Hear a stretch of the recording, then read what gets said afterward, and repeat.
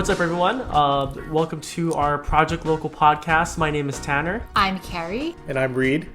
This is the first time we're doing a podcast. We just wanted to jump on here, kind of share a little bit about, building a business. This is my first business. I'm starting from like real scratch with partners, and for me, it's been a great journey. I don't know how you guys want to share. Well, I mean, professionally, I've worked in banking, so I've helped people start businesses, but it's kind of weird because I've never started one myself. So this would be, I guess, my first business too. I'm a business virgin. And, and my first one as well. And actually, no, you've had a business. Your YouTube channel my is a YouTube business. channel, that is right. We file taxes for it. So it's a small business, but I think it's different when working with partners. Together we can keep each other more accountable and we can really play on each other's strengths. And I think that's something that when you're a YouTube creator and you're on your own and you're by yourself, you don't have that flexibility as much. So I'm very excited to be in this venture with both Tanner and Reed. And you and I had a podcast. We started it in COVID. Mm-hmm. It was called The Hawaii Couple. We went to 49 episodes. Wow. I think we got up to we should have gone to 50. We should have gone to 50, but we had a baby. Well, that's a valid reason to stop. But we got up to 49 episodes. I believe we're at like almost 30,000 downloads. Wow. Because it's so active. We just don't do any more episodes. Mm-hmm. But that was something that was just like, what do we do? We're bored. It's COVID. Yeah. Let's start something. We like to talk to each other. Let's just have other people listen to us talk. Yeah. So we're not podcast versions, but you are, Tanner. Yeah, I know. This is my first start. I'm really looking forward to, I guess, learning a lot. What you guys didn't see was it took us a good maybe like 20-30 minutes to set up everything. But not to mention the hours to clean the house. Yeah. Like what you don't see is like there's a super clean kitchen in the back.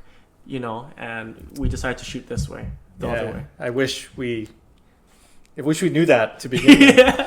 There was a lot of dishes that I had to do for this. But anyway, we're excited to be here. So welcome, not just to our home, but to our business venture. The aim of this is to really talk to each other, get to know each other, because, we all have different types of relationships, and we'll kind of talk about that. But also our venture into starting a small business. Mm-hmm. Our business is called Project Local. And Project Local, it aims to tell the stories of local small businesses here in Hawaii. We've had the opportunity to feature some really prominent local businesses so far, and we're hoping to grow more. But we realize along the way, like Tanner was saying, there are a lot of missteps that we're taking in not only just starting a business, but working together and also working with other businesses as well, right? And we want to bring that to light because I'm sure there are a lot of people out there that are aiming to be entrepreneurs or want to start a business themselves and maybe just don't know how. Yeah. And so I think learning with us along the way is going to be a great opportunity for you. And hopefully if you want to start a business too, this inspires you to start your own and just do what you're passionate about. So I think it's important for our audience to probably get to know who we are, right? Yeah. So I don't know, Tanner, maybe you want to start, like, just who are you? Like, what's your background? How did you even get started in what you do? Because each of us brings a different skill set to this. Yeah, and I think that going off of that, like, very, very different backgrounds. Like, I come from first off, hi, I'm Tanner. So right now I am a kind of a manager at a photography studio. I lead our sports departments. And kind of just building that from the ground up. I started right after high school, went to college for a little bit doing business management. And this was like right after COVID. Actually, during the pandemic. Your high school years were in COVID, My right? graduation year was 2020. Yeah, you were a 2020 graduate. And so we didn't have a graduation ceremony. We did not have a senior prom, none of that. And our graduation walk was literally driving up to the school, someone sliding something through the window and driving off. Oh, that was it. Okay. I feel so bad for you. Yeah, that was horrible. Aww. But went right into college and quickly learned that online classes was not for me, and quickly shifted gears to just started working. So I've been doing that for a while, having a lot of fun with that. My background is in photography, a little bit of video here and there. I wanted to be a content creator eventually, and yeah. And you're here now. I know I'm here now, and it's been a lot of fun. But your passion really is in the videography, photography part about all this, right? Like It's you're the not. storyteller through images and through video. Yeah, and it just so happens that photography and video is something that I like to do. For work, actually, I hardly touch the camera. I'm mostly like 95% behind a computer and on phone calls or talking to other people. It's not necessarily holding a camera. So this is not only a good opportunity to kind of flex those business building or like business mindset skills, but it's also to start using my equipment, video, photography. Yeah. Because would you say that's like your passion? It's to be behind the camera? A little bit, but it's also To be in front of the camera. Whoa. Okay, let's see. Yeah. I mean, it's kind of like theater. Oh, I used to do theater. Miss Carrie was my director, and from there, I kind of learned that I didn't want to be on stage as much, even though I could do it and it was fun. It wasn't something that I wanted to do all the time. Just like the photography stuff, I like being behind the camera, but at the same time, I like being the producer and like big picture stuff. Oh, okay. So you mentioned it. Your connection to the two of us is through Carrie. Carrie was your drama director for many, many years. Yep. Through multiple shows, and I met you that way when Carrie and I were first starting to date. Brought me to a few shows, and there was an angelic young man on stage that had a voice of an angel Tanner is actually a that very could good sing and singer. dance and act.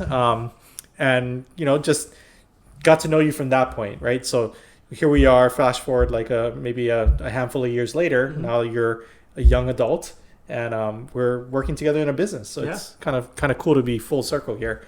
But maybe Carrie, we can transition to you, like your starts. I guess, who are you? And we mentioned there's some things that you already do on the side that some of these viewers or listeners might already be familiar with, but maybe you can talk about like how this relationship came about. Sure. So I started in theater. I have a theater background, and I've been a theater director for about 15 years, working in the school system, teaching grades K through 12 pretty much. And I've done that for a long time, which is how I met Tanner, through a nonprofit that my sister and her wife and I started called Ohana Arts. And so through that, Tanner was one of the students back then, and now he's a grown adult. But I've always had this passion for directing and for telling stories. And if you've seen my YouTube channel, you would know that I started with telling the stories of my grandparents and just been inspired to keep those memories alive. And that's really the reason why I did that. And so people now, they watch my YouTube channel because of the family content and because they see stories that they haven't seen for a long time. And I think it has inspired me to continue that and tell the stories of other people and other families and other businesses. I recently did a video at Shiro's restaurant, which is here on Oahu, and that really inspired me to further this content with Tanner now is a photographer. I'm more of a storyteller and a director. So putting our brains together and our skills together is really why we started Project Local. Yeah, and so when we decided, actually Carrie and I sat down and started talking about how we can take our YouTube channel to the next level. And one of the things that came up was, while she's a great storyteller and she's good at generating and curating content, it's the visual aspect of the channel that I think could have been improved. Of course. So when we thought about it, none of us have the skill set. I don't really know any of this stuff. I couldn't help you set up today. In other words, Tanner did it by himself. But we started thinking about like, okay, who do we have in our network that could help, right? Because as an entrepreneur, you can do many things. You can outsource, right? We could have paid somebody on Fiverr to do editing for us. We could have brought somebody in as a camera person to film. All that stuff as a starting small business, you don't necessarily have the finances for. And we're the same, right? I mean, most entrepreneurs, they run their business through their personal accounts. And we're the same way. We're trying to fund this, self-fund it through our own money. So we started thinking about our own personal network, and your name came up, Tanner. And one of the things that we enjoyed about you was just the synergy of working with you. So Carrie having been your director, right? And then me as a friend and somebody that would see you occasionally. We always got along, so we thought, why not ask Tanner? Because you have the skill set, and we already know how to work well together. So we approached you, and I think that's the start of this whole thing, right? But you were going through a different phase in your life at that time, right? I think you were trying to figure out what you're doing. It was crazy. I mean, especially because like a lot of my friends are in college right now too. Like, there's a lot of pressure to like almost like level up. Like, there's this like silent expectation across everyone that everyone needs to go to college after graduate with a degree, get their dream jobs, make a lot of money and all that kind of stuff. So I was kind of at this point where it's like, okay, do I continue to do what I'm doing because it's been pretty good so far, or do I shift gears, go back to school? Do I go to flight school because that's something I also wanted to do? And it wasn't very clear. And it just so happened that at that very moment, you guys were like, hey, can we chat really quick? And yeah, it was like this. Good timing. This was the call. Yeah. It was perfect timing. Wow. So we didn't know that was what was going on in your life at the time, and we took a shot. So I'm glad that you jumped on board with this, because this definitely is a venture. We're all in different phases of our life, but we make the time as entrepreneurs to get together frequently, at least every single week, to move the business forward, right? Yep. Which I think is the main goal of all this. But people are probably asking themselves, like, what is Project Local really? And like, why did we want to focus on this type of business? I can start, and maybe you guys can just jump in. But wait, we have no idea what your background is. Yeah. I thought I was just a good-looking host. But don't be in the gun over here. No, so I'm Reed, and my involvement in this primarily is as Carrie's husband. As devoted husbands out there, you just get involved with whatever your wife's passion is, and you support it. Well, my supporting it was occasionally being in videos and then helping to maybe give edit suggestions. Film a little bit, right? But I do not have the camera work that you have, Tanner. But that was my involvement at a very granular level. And then fast forward, now we talk about starting a business, maybe putting scalable things into it so that we can expand. That's where I got like passionate, because my whole life, I think I want to be an entrepreneur. I've been stuck in a job, right? And there are probably a lot of people like that out there, that they're in the grind 8 to 5 every single day, 5 days, 6, 7 days a week. And they want to do something for themselves, but they can't. Or they don't know how. Or they don't know how. And I think Carrie's passion for being in the arts and an entrepreneur through YouTube kind of spurred it in me to, okay, I can get more and more involved in this and probably lend some of my business expertise to this. And my passion would be around small businesses, because we live in the state of Hawaii. And in Hawaii, there are numerous small businesses. I think over 30,000 small businesses just registered in the state itself. And that's a lot of businesses competing for a very small subset of customers, if you think about it. Yeah. Right? So as a business, how do you stand out? And one of the things that I think Carrie's YouTube channel brings to light is the ability to tell a story. And if you look at marketing out there, like, marketing tells certain types of stories.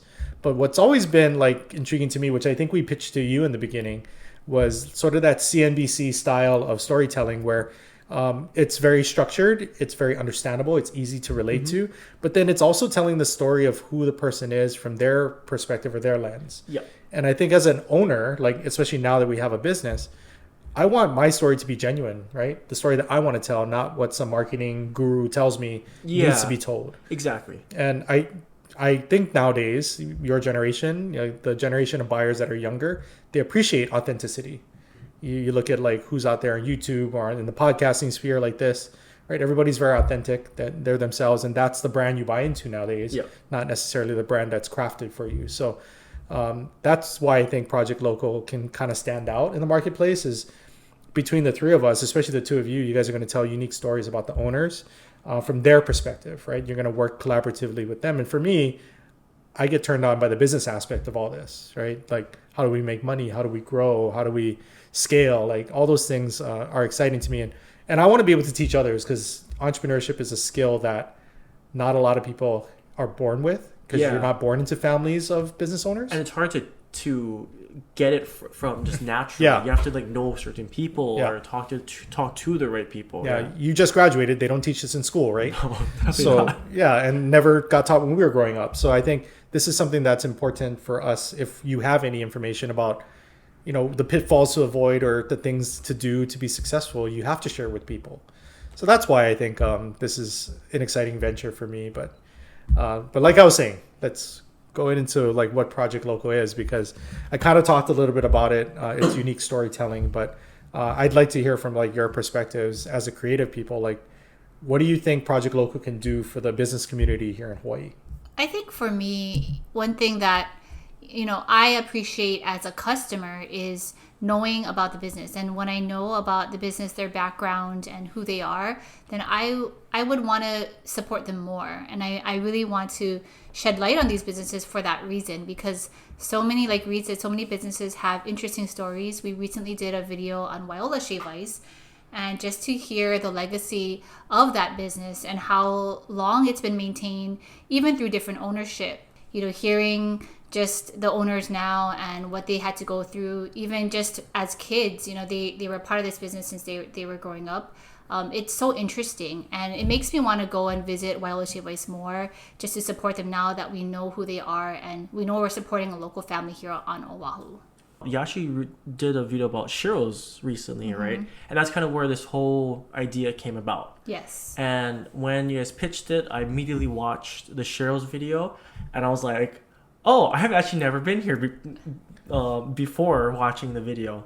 And it's just kind of shedding light on all these super small businesses. If you've never been there with your family, you probably have never heard of it, And I went back to work, and I was like, oh, have you heard of Shiro's? And everyone's like, yeah, I've heard of Shiro's, because they're like older generation, like older as in like Shiro's is a Simon shop. Yeah, Shiro's is a ramen shop. Really it's good. Like it's a local Hawaii brand. Yeah, awesome. It's in probably started when our grandparents were younger. Yeah, but then on that is like, I've never been there, and I immediately went there and was I now found out about Shiro's. On that same note, Wyola Shave Ice, I had no idea that there was that much history within it. But you've been there before. I've been there before, but it was just on a very like shallow level.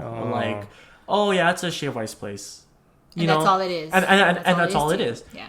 But now knowing that there's so much more story behind it, not only am I more of a loyal customer to them, but almost, if you consider, a fan.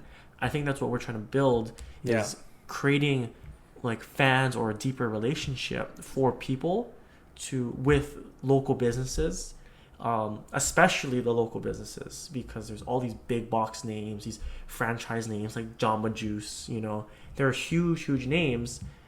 They're just a business. And especially what we're trying to do is create that tie between the viewer and the owner and the people behind that business. Yeah, look, let's not, this is probably overplayed, but let's not gloss over the fact that we lost a lot of businesses in COVID. Yeah. Right. A lot of small businesses like a Shiro's, Simon Stan, or a Wyola Shave Ice closed down in COVID because, one, there wasn't an avenue for them to get support because they're all in-person businesses, right? But then two, again, if you don't have that loyalty, that fan support, right, businesses like that go by the wayside in the long run. Yeah. Because a lot of people just move on to the next big or better thing. So I think it's important for us to tell these stories. One of the problems that we see in this market is that the stories are being told through just mass media lens, right? So I'm going to create a commercial or a print advertisement or something, and I'm gonna go out there with that, and that type of media is dying, right? Now, if you don't have your own Instagram, your own Facebook, your own website, right, you're an obsolete business at this point. Your own Twitter, your own TikTok at some point, right? So, but not a lot of businesses have the ability to manage that social media. No, a lot of businesses that I like to follow, I just look at well, they haven't updated their Instagram in a while, or their website is very outdated, and on that, it's funny that you mentioned a lot of businesses need to have a website. If they don't have a website, I think a lot of my friends see that as they're not legitimate. They're not legitimate, right? Especially nowadays with social media. If there's no Instagram page or there's no one talking about them online, it's oh, this business is out of date, or it's maybe a scam, or not up to times, up to date. So I grew up in the 80s and 90s. That was when I was a kid. And that's obviously a lot older than you are, Tanner. But the way I view how businesses are put out there and marketed is different, I think, from your generation, right? So, I mean, but your generation is really the generation that people want to focus on as a customer base. So, like, from your perspective, what are some things that a business should be doing? Like what's table stakes for them at this point? Like you mentioned website, but what else? Yeah. I mean, a big thing right now is like getting on social media, whether it be Instagram, Facebook, TikTok even. Yeah, exactly. And what we're really seeing is a lot of these businesses need to find other ways to reach their customers. And as you said, the customers are my age group, you know, the young adults, and even the ones starting like their families now. Millennials is a big marketplace. Not so much the younger kids, but they have the ability to like go to their parents and be like, hey, I want to shop here. But the way that they reach them is through social media, TikTok, Instagram, Facebook. Sometimes it's, you know, that's like my generation. Yeah. YouTube YouTube is a big one. It's actually the second largest search engine. Yes. But it's getting the name out there and the frequency of seeing the brand. Something that I like to keep in mind is Coca-Cola. You see ads of them everywhere. They don't need to do the advertising. Everyone knows what Coca-Cola is. It's in vending machines. It's served in restaurants. But the reason why they keep advertising at the Super Bowl, you know, is because actually that's Pepsi. But the reason why they keep doing these big ads is because it keeps the business top of mind. And if no one is talking about your business or seeing the business, it kind of is. They forget about it. It's really easy for it to die, and no traffic, no eyeballs. Yeah. And what I see is like if you're an owner, it's really hard if you're in the day-to-day, right, to keep that as something that's a priority. I got to keep my business out there. I have to keep do pushing social content. media posts every day. It's too much, right? It's a lot of pressure. You're running your own YouTube channel, which is basically its own ad in itself. Yes. But how often do you think about, okay, I got to post to other platforms to cross-market my YouTube channel, right, to get people pushed to that link? Like it's difficult to think about because all you're thinking about is I got to push out a video. Yeah, and it just so happens that your industry or your niche or business is in a digital media format. So it's kind of easy to pivot to marketing, but still it's not something that it's on the forefront of your mind, you know, necessarily. Like social media management, content creation, that's a full-time job in itself. And we're seeing that with a lot of different creators these days. They have huge teams. And I'll imagine that for a small business where maybe there's 5 employees, but 4 of them are on the floor doing the day-to-day, and the owner is trying to expand the business. Yeah, who is doing the social media content? Yeah, it's hard to do that when you're just focused on selling the next widget or something. Yeah. I think too, because, you know, social media is so huge now, there's just a lot more competition. Like everyone's trying to get their name out. So just the competition is higher. So like you said, you really need to be top of mind. And if you don't post for 1 or 2 days, right, like it just, like people don't see your content later on because of that. So the pressure is really high. So I got to ask you, Carrie, because of the 3 of us, you're probably the best storyteller, having put stories up on stage professionally and through your work. What if I'm a business owner and I don't really have an interesting story, or I think my story is not interesting where people want to hear it? Like, what can I do? Like, how can we help them? Well, I think that every story is interesting, and part of it is when you're looking at yourself, you don't think your story is interesting. Even for me as a content creator, a lot of times I don't think that what we do is quite interesting, or the content that I have is interesting, but people like it, and it surprises me sometimes. Wow, this many people watch the us comments just make that bread. we get, you know, and I think that if you want to grow your business or anything, then sharing with us your story, we can find an interesting story for you about your business, because every story is interesting and every story has some kind of part in it that makes it unique to you. And I think the more people that share their stories, the more customers can connect with that. And that's one thing that I found as a content creator, or even just a director, is that the more stories out there that we can tell, the more people can connect. And the more connection that you have, people will come back and they will want to support your business and they'll want to be there for you. So like we recently on my YouTube channel, I shared our birth vlog. You know, that's a very personal story, right? And to me in the moment, like it's not that interesting. Like, yes, you know, we're giving birth to a baby and we're in the hospital for 3 days. interesting. I know that. I was gonna say like what? Let's not downplay that. That's pretty interesting. Okay, well, it's interesting in well, I guess just because like we're in the same location. It's not interesting to us. We don't think other people want to watch us go through that. That's the point, a lot of people thanked me for sharing that experience. Yeah. And I think that's, you know, taking that example as what we do here, right? That everybody has an interesting story because everyone's story is unique and something that I think, you know, we would love to hear your story. We would love to tell it. I like to think that your story will find the right audience. Yeah. People who want to see that content, who are interested in that content, they'll gravitate to it. And you don't need to hide it necessarily or be like, oh, no one wants to hear it. The people who are interested in seeing it and the people who want to see it will eventually find it. And that's how you build a loyal fan base, you know, and carrying that over to like a business as well. Some businesses are like, oh, no one wants to know how we got started because, I don't know, it was very dark. Or no one wants to hear it because I had such a easy time doing it. Well, why did you have such an easy time doing it? You know, did you know certain people? Is it that you just navigated the path of growing a business really easily? And why don't you share that?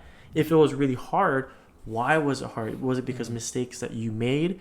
Was it something in the industry? Was it something that has to do with the economy? You know, was it a supply chain issue? Was it, you know, finding the right customer base? But why did you have such a hard time building the business? And people who want to relate to that or are like, you know what, I'm going to start a business.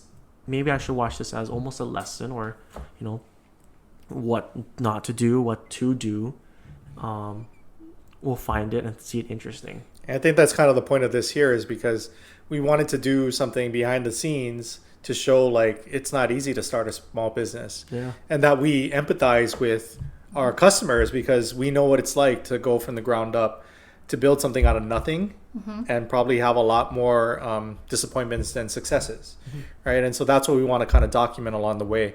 But Tanner, I got to ask you because your skill set really is around like the camera, right? I've never seen somebody tell a story through photos and video like the way you do, because I think you having the unique background of having been a performer, you know what to look for in somebody else when they're on the other side of that camera, right? Yeah. So for you, like as a videographer, as a photographer, what do you tell somebody who's got a business and is like, well, I think I could do this myself. I don't really need anybody else to tell my story. Like what makes you working with somebody like us unique? Yeah, I think that it's you as a business owner assume a lot about what the customer sees or what the customer kind of their idea, their picture of your business. By having someone else come in, it's almost like a outside perspective. You see it a whole different way, and you're able to really showcase, I guess, the brand image. And especially when you start to do it with like, you know, better equipment, with people who have the eye, who are, you know, professionals in that industry. They're able to showcase your product in a new light, you know, different than what you can do as a business owner that just kind of does it part-time. And especially like because I have that theater background, you know, when the business owner sits in front of the camera and you want to do their story justice, because just the same way that you step onto the stage and everything comes together, the lights, the sounds, you know, the costumes, everyone else on stage, it all comes together. It's letting the performer tell the story and have the space. And for us, we want to create that space for business owners, for entrepreneurs, for, you know, up and coming artists here, that we can literally set up the cameras, the lights, create that environment where everything comes together, and we give them the light to tell their story.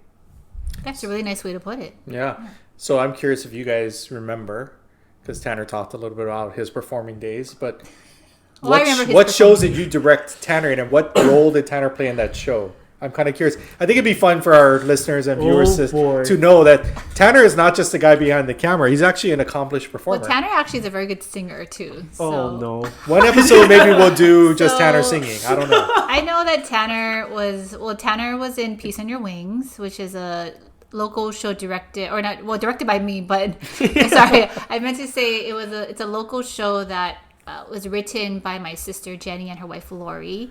So he was in that show. He was also in Into the Woods as What role were you? the I was baker. You were the baker. That's like the main character. Yeah.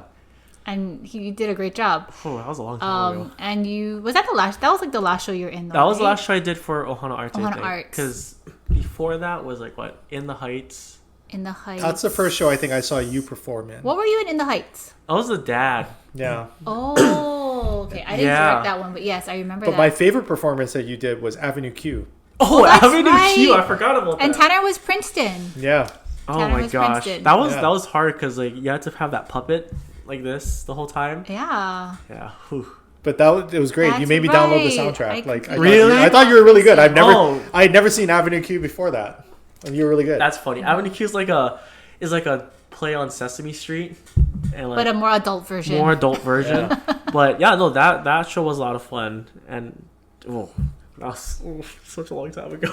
And you were in 13 too, right? And 13. That was your first show, I think, right? 13 was my first show, and it's funny. I actually found the hoodie from the show. Does it still fit you? Aw. I didn't put it on because I was scared. I was like, I don't need to be humbled like that. Oh, those are good memories. Those but yeah, are good that memories. definitely was. And I think, what was the first show that you directed that I was in? I think it was. Peace in Your Wings? No. Was it Peace on Your Wings? Because Probably. it was because I did 13 in the Heights, And then Peace on and Your then Wings. Peace on Your Wings. Yeah. Because I didn't do those two shows. No, and then Avenue Q was not you. Oh, James and the Giant Peach. Oh yeah. Oh, you were in James. That's right. That's Yeah. right. That's right. Oh, that one That was. was a good show. that The one was music is fun. good. James and Giant Peach. It's the same person that wrote Into the Woods, right? No, it's the same person that Who wrote it? Chris. Oh my gosh, another musical that's really good. We are Darren not Evan Hansen. validating to our viewers that we Patel understand or something. performing arts. Pasic. Pasic. Pasic. And Paul. Yes. How do you know that? Same people And that Paul. wrote Dear Evan Hansen. Is that what it is? I think so. Yeah, you might be right. I'm looking at it right now. Yeah. I am not the theater performer, but yet I am a student Yeah. of it. Dear Evan Hansen and The Greatest Showman. Yes. That's what it is. Yeah. But James and the Giant Peach has good music. Yeah, I think that was the first time that I really saw. Actually, no, that was the second time. Well, no, that was the first time that I got to see you like truly work, because Peace on Your Wings. I guess I didn't mark up until that. No, wait. No, because I wasn't in any of the shows that Oh. you were directing, Yeah. and Peace on Your Wings didn't count because it was already We done. kind of already did it. So it's kind of just like fitting the pieces, and You were just trying to fit yourself into the show. at that Exactly, point. That's Yeah. true. exactly. That's But James true. and the Giant Peach was literally like, it was like, oh, where should this person stand? Oh, that's the first and like, time you saw me. like do why does this happen at this point? And really coming together. That was the first time I think I saw you like actually work. And it was a great experience because you have a vision and you know what you want to do, and you're able to execute it really well and communicate with other people what you want. And it's funny because sometimes it's so clear what the vision is that people are just like, oh, how are we gonna do How are we gonna do this? that? How are we gonna make this Like, work? It's Yeah. like, okay, like the expectations are set really high. And so those are the same types of things we would work with the business owners on, right? I mean, similar concepts. It's like, what story you want to tell? Okay, how can we adequately tell your story? What shots do we need to create? Where do we position people? What are we having them say? Like, and all that stuff I think translates easily from the stage to the now camera. the camera. Yeah, and Yes. so I guess my question that probably other people are asking too is like, I don't really have a big budget. I'm an entrepreneur, right? Like, we don't have a big budget either. We're working with what we have as far as equipment. But as an entrepreneur, you're really strapped because your resources oftentimes are not going to things like marketing. That's not your first spend. So if I don't have a big budget for these kinds of things, how can I still work with Project Local, I guess? What do you think? I think what I will say now is that we'll work with you on the budget that you have, and we'll do our best to make it work. It says here that like the common rule of thumb is businesses tend to put 6% to 20% aside for marketing budgets. That's probably established businesses. And that's established businesses. Now, can you imagine if it's a small business and they're like especially for the studio that I work at, marketing, there is a marketing budget. It's like 3% of annual revenue, which, you know, still it's like, okay, what do we spend that on? But even if it's like a couple $100, even if it's like $1,000 that you put to a marketing team, you know, and you're able to showcase what the business is about, the products you offer, your story, you know, you're able to connect on a much deeper level.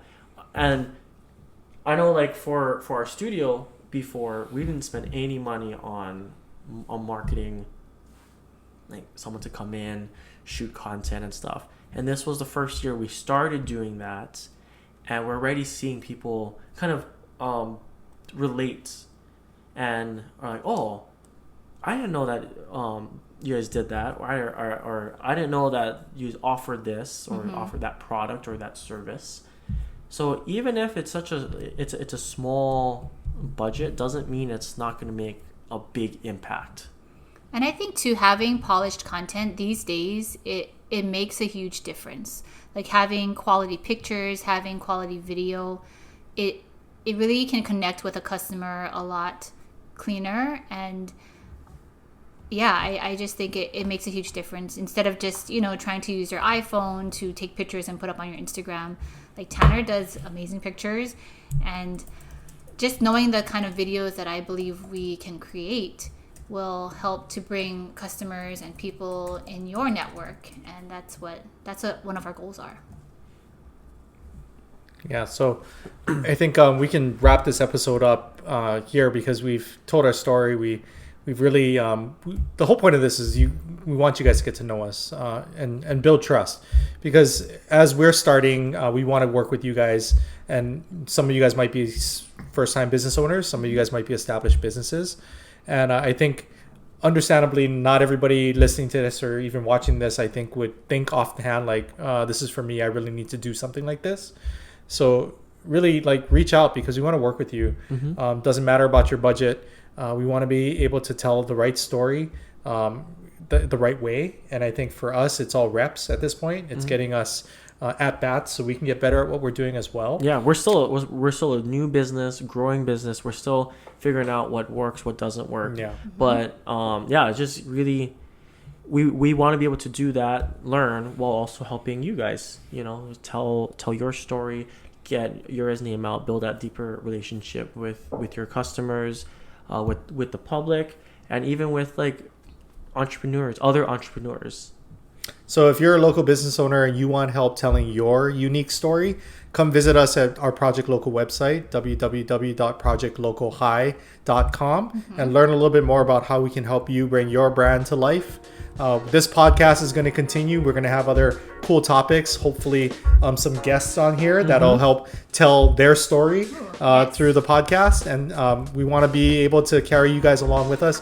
So please subscribe, like this podcast, leave comments if you're on Apple Podcast, and just let us know how you guys are doing, or things that you want us to talk about on this podcast. We can definitely use those comments. So yeah, or just say hi. Say hi. Yeah. We like comments. Yeah. So thank you, everybody. Happy holidays, and I will see you at the next episode.